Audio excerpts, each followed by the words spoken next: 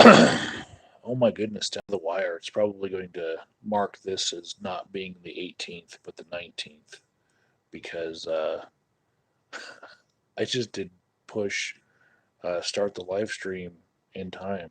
Oh my goodness. I was right on midnight. But I'm going to count it as the 18th in my heart. Um, so check it out, guys. Uh, this is my Bob Ross t shirt, and that is either Bob Ross's palette or he was a flat earther. You decide. Um, anyways, uh, today is now it's the 19th day of February. This is the month where my sister Deb passed away, and it was also the month of her birthday. And that was one of the original reasons that I created my first YouTube video, not on this channel, on a previous channel. It was just a video memorial to her, a montage of her whole life from like baby pics on up to the day she died. And yeah, you can still find it out there, but we call this February because uh, there's a pattern of depression that certain people in my family have, most notably my stepmother, who uh, will barricade herself in her room every February and have a migraine and stuff towels underneath the door, so that no light can come into the room. Um, Stuff like that happens. I've uh, since this pattern has been going on for over a decade now. I have actually learned of a different name for it. It's a cancerversary, and apparently you can celebrate a cancerversary for other people. It's just either the day that they got diagnosed, the day that they died, their birthday that they're not having. You can celebrate it for other people, and it's still like a cancerversary for you. But yeah, I learned this because someone told me about diaversaries, which was the anniversary that somebody gets diagnosed with diabetes. People celebrate it. Like, hey, well, at least I know what was wrong with me. So, to each their own. Um, they're just strange disease milestone celebrations that people have. In my expertise, I mean, there's people who celebrate how many days they have been sober, and usually in multiples of 30, they get special coins and chips for doing so if they're part of a 12-step support group. And that's pretty common. Um, I notice I am getting no viewers after midnight. I guess people gave up on me. That's fine. I'm still going to ramble. Um, so today it's trending that there's a hashtag Warren Media Blackout. She's the one who gets to claim that today. Every cause always thinks that they're not getting enough media attention, but when it's trending on Twitter, that's when you know that it's your cause's day to celebrate not getting enough media coverage. Um, but it is strange that Warren was uh, behind Bernie Sanders in like November and just was on the cusp of overtaking his popularity. And then since then has declined sharply. It's like her campaign polling has been in a tailspin pretty much, while Klobuchar's has been on the rise a little bit and enough to garner more media attention than Elizabeth Warren. But I think whoever the front runners are uh, in a certain month, those are the people who are getting the most airtime as far as coverage from journalists. Anyways, so I titled this video "Bloomberg Got a Rules Change," right? And I want to say that having been through uh, Bernie being screwed over by the super delegate whole process, where Hillary Clinton had all the super delegates sewn up before Bernie even declared his candidacy for presidency in 2016. For the 2016 election, he declared in 2015. She already had a deal with most all of the super delegates, uh, basically carving a path to victory for her for the nomination.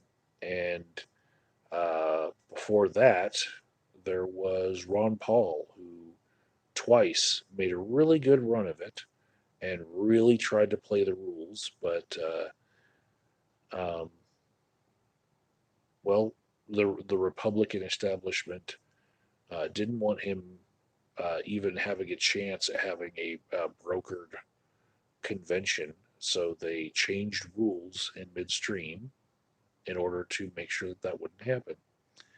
And it's some of those rule changes that actually resulted in Donald Trump being able to uh, win the nomination of the Republican Party when he needed to. Um, because whoever is the front runner benefits from those rule changes. And it really keeps the establishment from being able to uh, promote the number two candidate if they want to, because whoever is in the lead is going to benefit from those changes. And I've made videos like years ago on all that happened with the RNC and how they changed the rules of uh, what would create the possibilities of a brokered convention. Like at the convention, they were changing the rules, and they did so with I'm going to say a very skillful use of Robert's Rules of Order, and just leave it at that euphemism. But really, I was kind of upset when I saw it. It was like, you can't stop corruption. You know, you can't give people a chance. So today, what I noticed when looking at who's going to be on the debate stage for the Nevada debate, what I noticed was Michael Bloomberg. He was able to make it onto the stage because of his polling. So like six candidates have made it, and he's one of them. And the previous two states, the Iowa caucus and the New Hampshire primary, he was not on the debate stage. Even though nationally he was polling like around 12 to 15%. Um, in those states, he had not qualified to be on the debate stage, and he did not get any delegates. And that's a key thing in this, because the fact that Klobuchar got one delegate from the Iowa caucus means that she gets to be on the debate stage because she jumped over one of the hurdles that qualifies you, right? Having a certain percentage of the vote is one qualifier, but if you actually have a delegate, that actually in the rules of the DNC, that means that you get special uh, priority in staying on the debate stages. So the fact that Bloomberg doesn't have any because he wasn't actually on the ballots in Iowa and New Hampshire, means that he has to uh, jump through the other hurdles, right?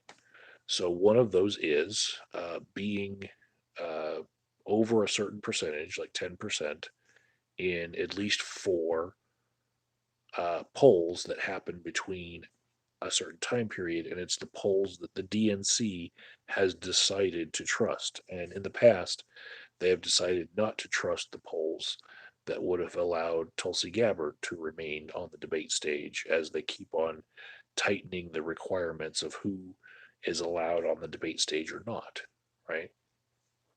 So uh, Bloomberg made it with the poll um, as far as having enough polls where he was polling at a certain percentage because he was able to buy enough ad space and just put his name out there on television, like when he bought a Super Bowl ad. And he was the only candidate who was able to do so, right?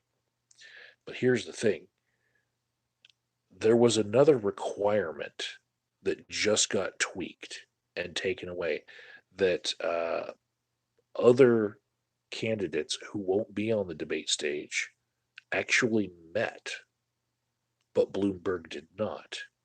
And that is that if you're going to go the route of not having won any delegates in any previous races and wanting to be on the Nevada uh, and North Carolina debate stages, you have to have a certain amount of donations and a certain number of donors that have given to your campaign.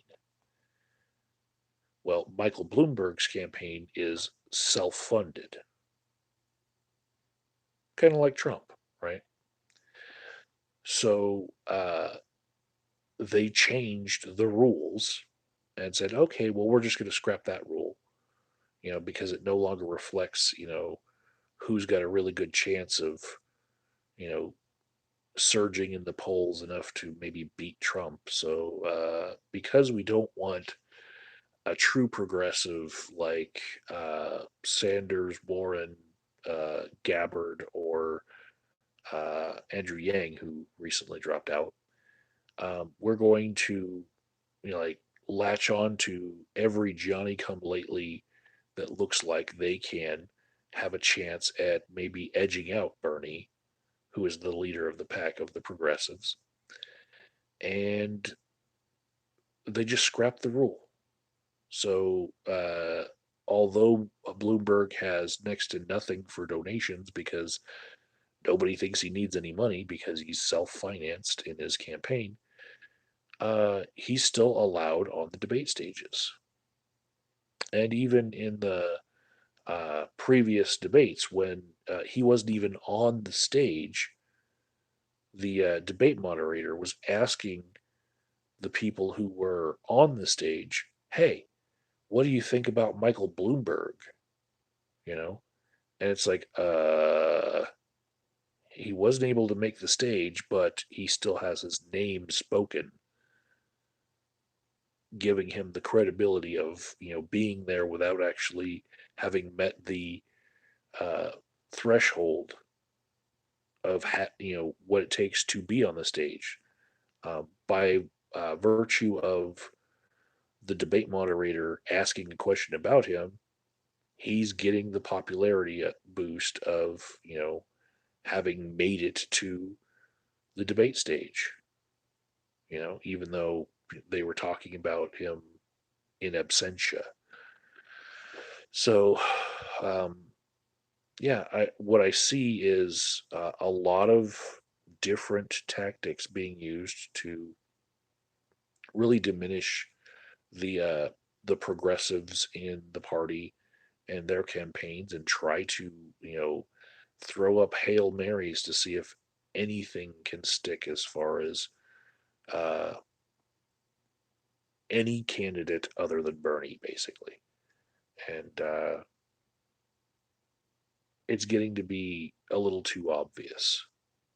I mean, just scrapping a rule like that after having put all of the other candidates into these fundraising seasons where they were telling all of their constituents that were backing them, hey, I know you gave like this much money in this month. Well, now we need this much money in this time window, or else we're not allowed on the debate stage. They put all the other candidates through that rigmarole, and then Bloomberg doesn't have to do it at all. Why? Because he's rich and they're just grasping at straws for let's try to find anything but Bernie to throw up against Trump in the general election.